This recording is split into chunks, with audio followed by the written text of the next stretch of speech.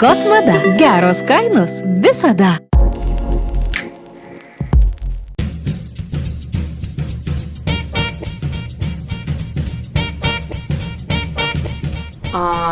Antakių dušas.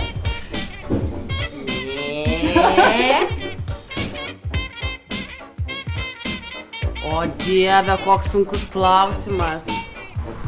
Ar lūpų pieštukas, ar antakių. Man labai svarbu ir tas, bet greičiausiai turbūt antakių.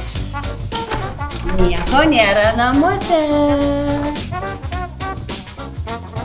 Aš kaip ir dažniausiai savo rytą pradedu, kadangi turiu 2 vaikus, tai man žadintuvo nereikia, tai keliuosi po 7:15.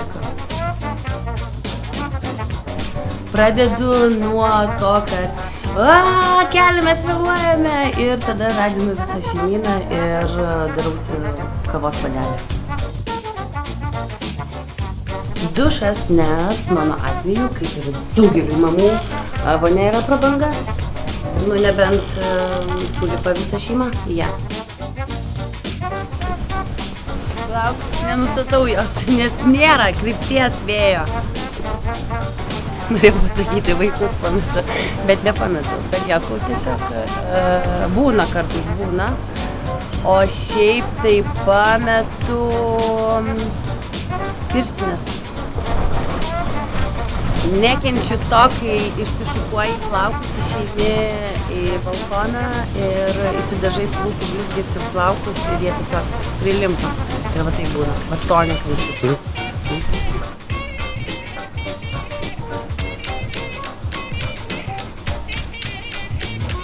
Jonas! Aš iš vyro spintos skolinusi dažniausiai maikės arba džemperius. Nes tada visi sako, Indrė, su blogai? Ne, tiesiog pasidėjau 2 išmerom per didelius, o kai 3 išmerom per didelius drabužius.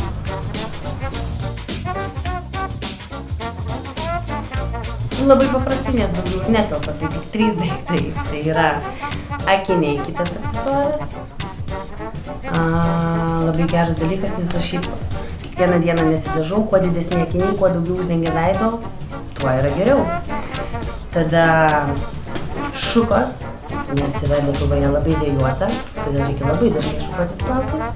Ir lūpų blizgesys.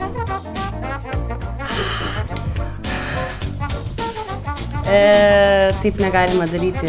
Reikia žinoti, kad reikia rodyti blogą pavyzdį, tam, kad visi žinotų, kaip negalima daryti. Tai šiuo atveju taip daryti negalima. Jokiais būdais. Daug. Labai daug.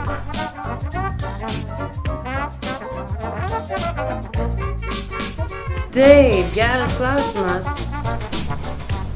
Paskutinį kartą sporto klube buvau praėjusį penktadienį, kadangi visai neseniai grįžau iš Amerikos atostogos ir tikrai suprantu, kodėl Amerikoje daug važinėjančių tais aparačiukais storų, stambių kaulų žmonių su excuse me. Nes jeigu dar būčiau pasilikus savaitę, aš lygiai tokį patį būčiau įsigijusi.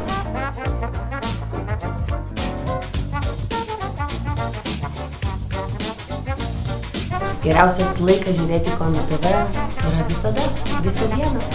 Tuo yra gerai internetas.